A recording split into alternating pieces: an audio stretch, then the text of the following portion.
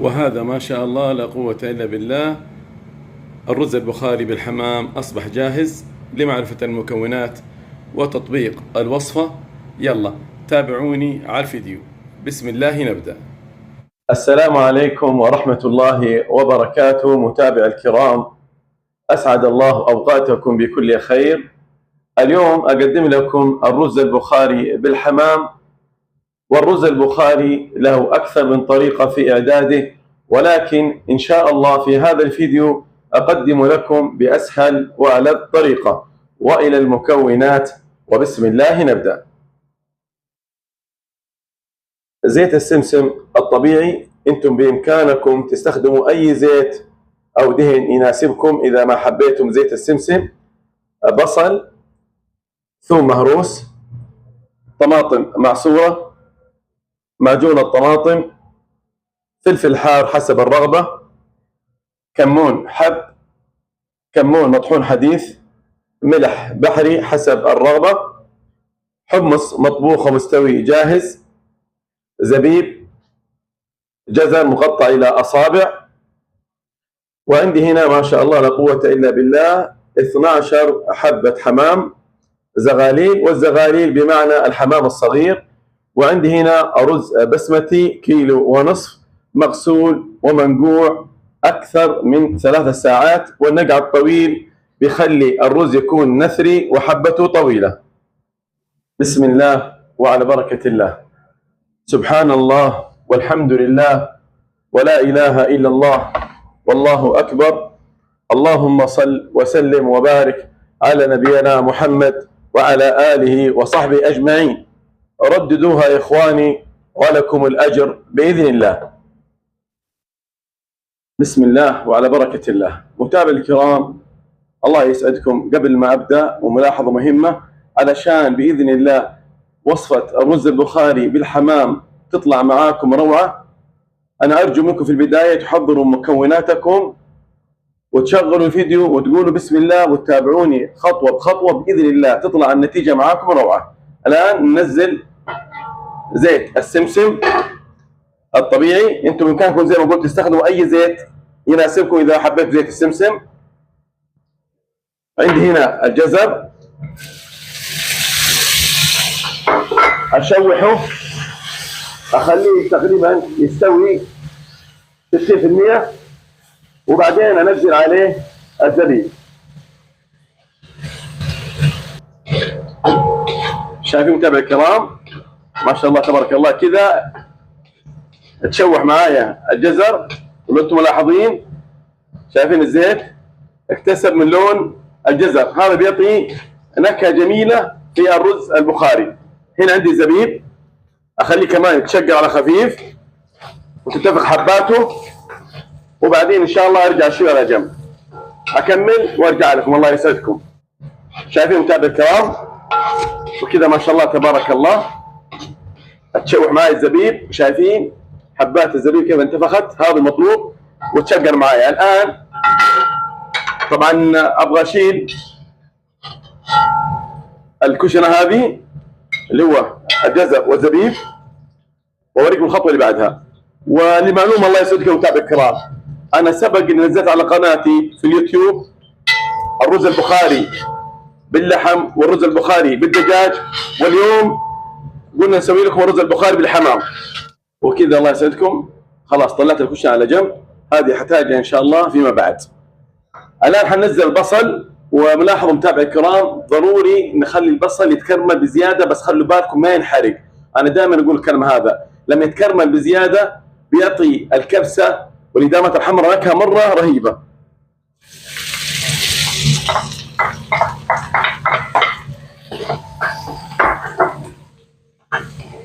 اخليه يتسقر ان شاء الله وارجع لكم.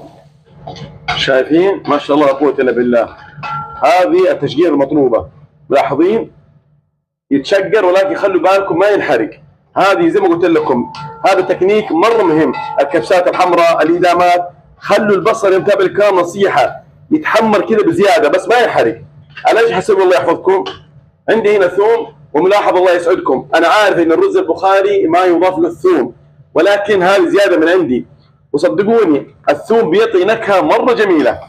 فعشان ما حد يكتب لي في التعليقات ليش تحط ثوم والثوم ما ينحط، الطبخ يا اخواني له طرق كثيره واساليب مختلفه وكل واحد على حسب رغبته. الله يسعدكم ويبارك فيكم، ما شاء الله لا قوه الا بالله، طلعت ريحه الثوم. اللهم صل وسلم وبارك على نبينا محمد وعلى اله وصحبه اجمعين.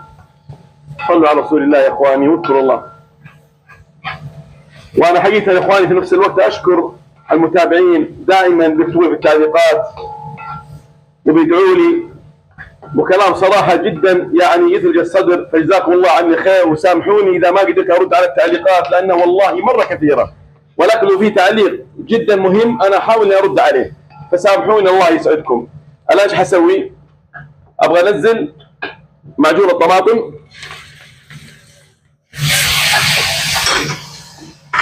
وابغى انزل كمان دحين بس ياخذ تشويح خفيفه، وبعدها ابغى انزل حمام.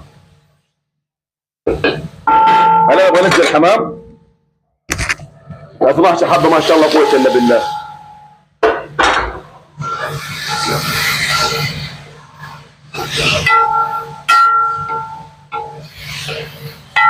طبعا نقلب بهدوء الله يسعدكم.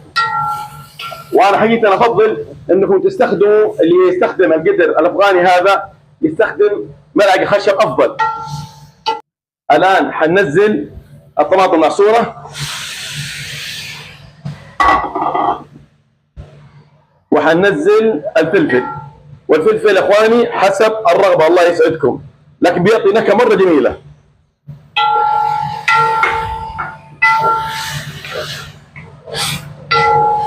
اقلب شويه كذا وارجع لكم ان شاء الله. وكذا متابع الكرام بعد ما قلبته الان ابغى انزل عليه الكمون المطحون حديث، هذا بيعطي نكهه مره جميله. وملاحظه الله يعزكم ويكرمكم ان شاء الله متابع الكرام، وصفه الرز البخاري ما يضاف له من البهارات الا الكمون فقط، وهذا كمون حب. وحنزل الملح وننزل الماء الساخن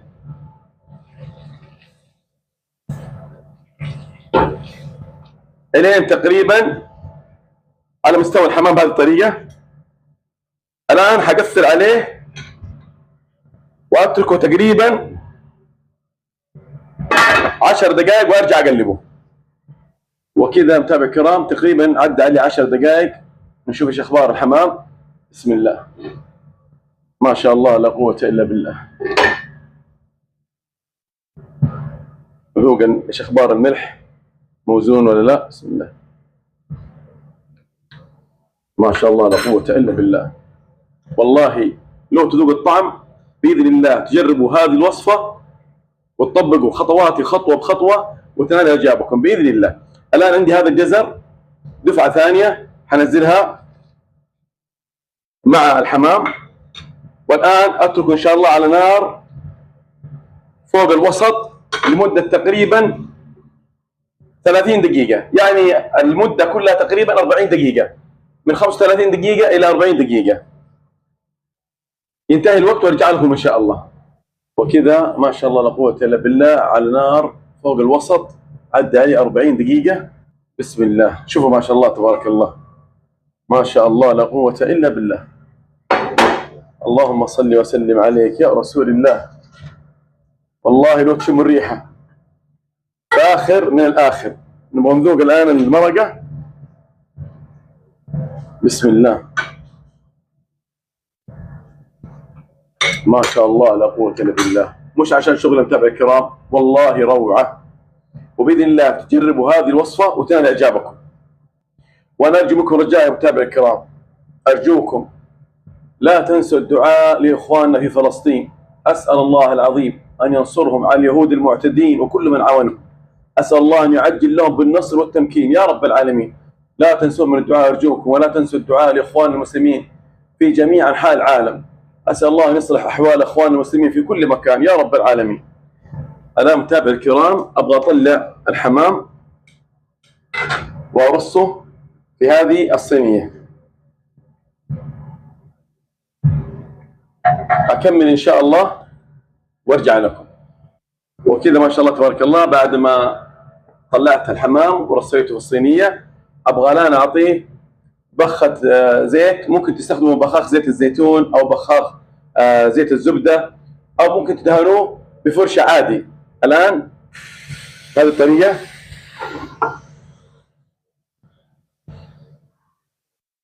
خلاص ادخل الان الفرن ان شاء الله، وباذن الله يطلع حاجه روعه. الان حدخله في الفرن بسم الله. طبعا سخنته مسبقا، نار من تحت، بس نار من تحت تقريبا ياخذ له 20 دقيقه او اكثر، نتابعه حتى يتحمر. وكذا الان ما شاء الله حننزل الرز. طبعا الرز مغسول منقوع اكثر من 3 ساعات. شايفين فائده النقع الطويل؟ يخلي الحبه تكون طويله والرز يصير مثلي. نزل الرز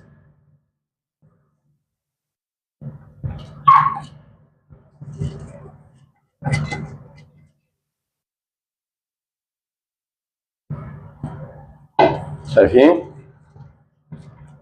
صراحه ما امدح شغلي، جربوها باذن الله. هذه الوصفه تطلع معاكم روعه باذن الله. تقريبا خفيفه. خلاص المويه والوزنيه هذه كافيه، انا ما حزيد لان الرز مغسول منقوع. شايفين؟ هذه وزنيه. اخليه على نار عاليه. اول ما يبدا يغلي وتجف المويه اوريكم ايش حسوي. اخليه تقريبا دقيقتين وافتح عليه. كذا تقريبا مر عليه دقيقتين بعد ما غطيت عليه ورفعت النار. شايفين ما شاء الله تبارك الله. الان ايش حسوي؟ تقريبا واحده بس خفيفه وخلاص. الان النار عاليه. شايفين؟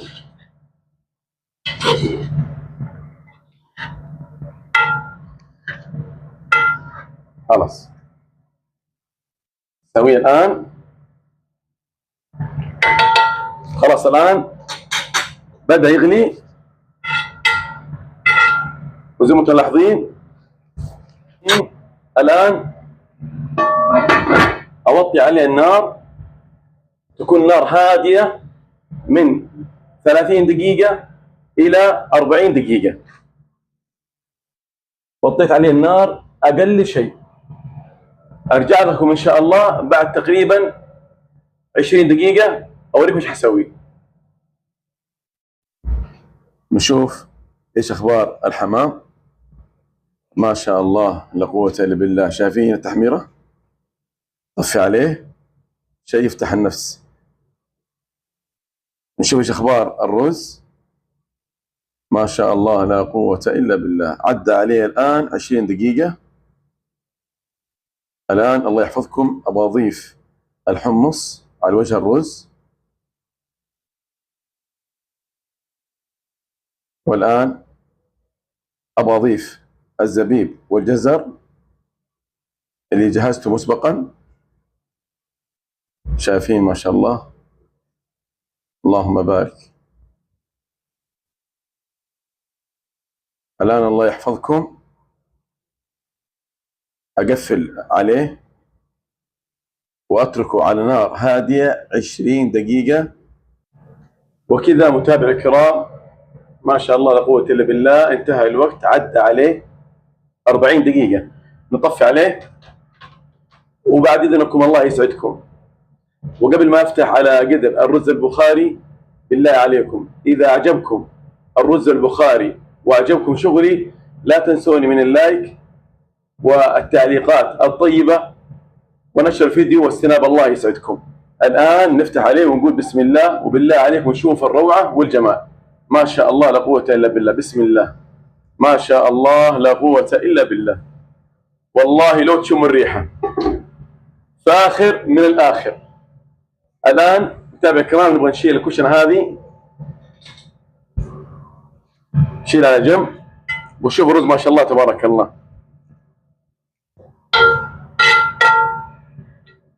نشيل هذه الكشنه على جنب.